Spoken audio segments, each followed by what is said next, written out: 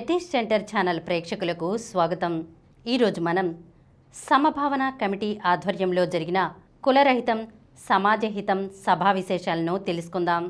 కులం అడ్డుగోడలు తొలగినప్పుడే సమాజం పురోగమిస్తుందని సమభావన committee chairman ప్రముఖ వైద్యులు డాక్టర్ జి సమరం అన్నారు.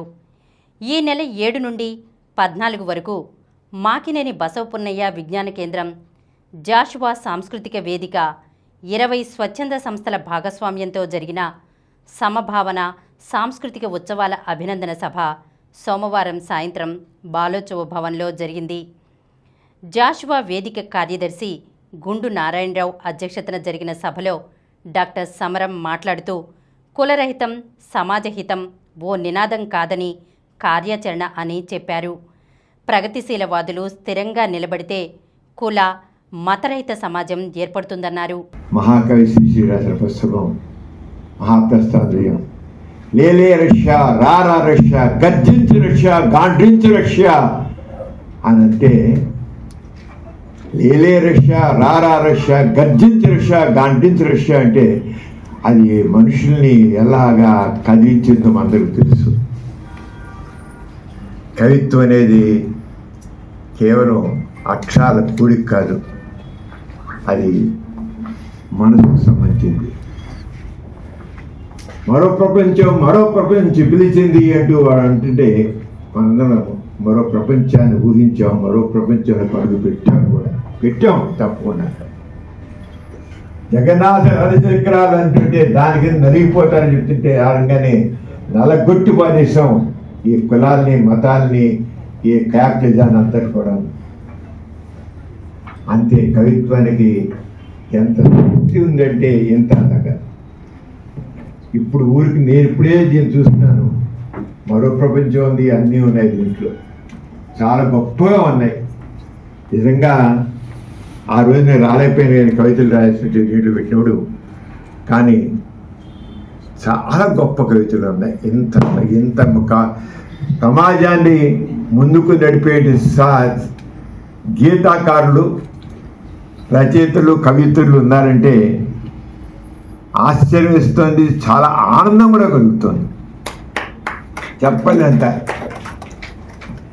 కిందసారి మీటింగ్ మొట్టమొదటిలో కులరహితం సమాజహితం మీటింగ్ పెడితే ఆ రోజున చాలామంది ఈ కులం పోయేది కాదు అని మాట్లాడేశారు. మామూలుగా కులం అని మీరు అంటున్నారు, కులరహితం కులం ఉండి తీరుతుందని వేదిక మీద కూడా మాట్లాడారు.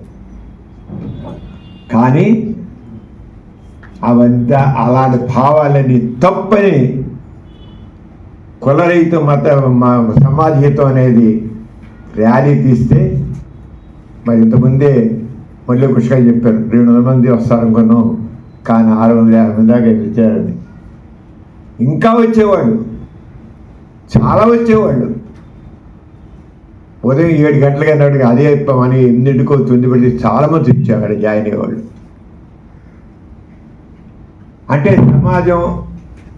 సమాజంలో అభ్యుదయ కలవాళ్ళు, ఈ సమాజం మారాలని ఆవేదన మనుషులు చాలా ఉన్నారు. గోపాల్ గారు చెప్పారు, మరి 3180 దాకా పెళ్ళిళ్ళు చేశాను, వర్ణాంతరాలు నేను 3000.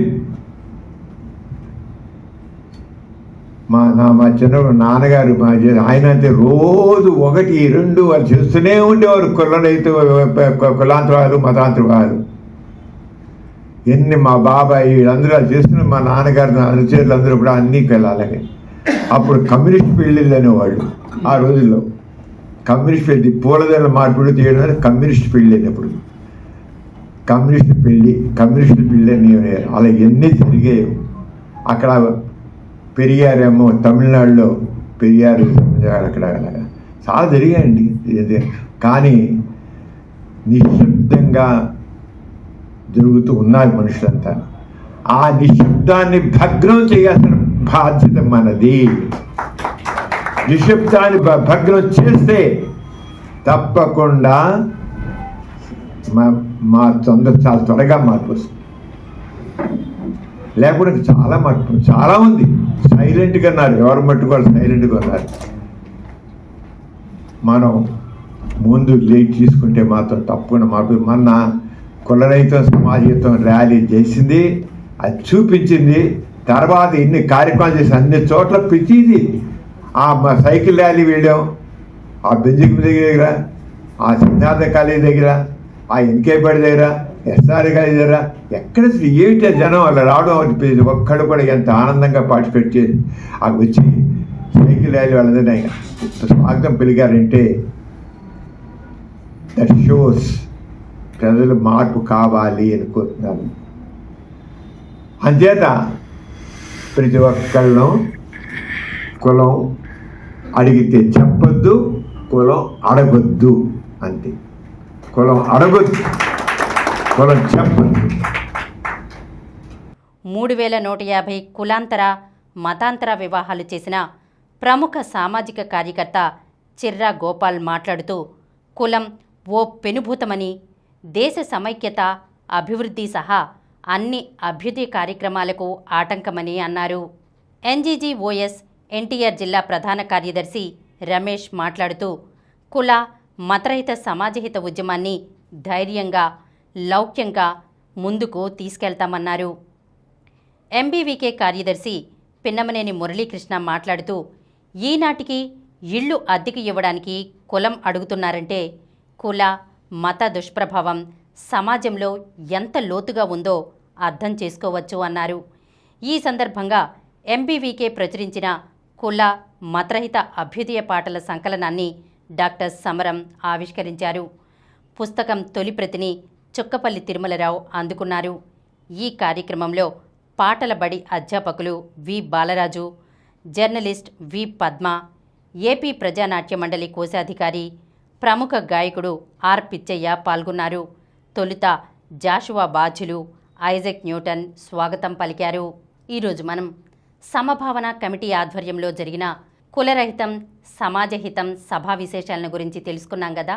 మరొక అంశంతో మళ్ళీ కలుద్దాం. ఈ కార్యక్రమం మీకు ఎంతో నచ్చింది కదా. ఇటువంటి మరిన్ని వీడియోల కోసం అనతి కాలంలోనే 21 కోట్ల వ్యూస్ సాధించిన సమరం ఛానల్స్ సమర్పించు ఎథిక్స్ సెంటర్ ఛానల్కు సబ్స్క్రైబ్ చేయండి, లైక్ చేయండి, మీ ఫ్రెండ్స్కి షేర్ చేయండి. అలాగే ప్రక్కనున్న గంట సింబల్ని ప్రెస్ చేయడం మర్చిపోకండి.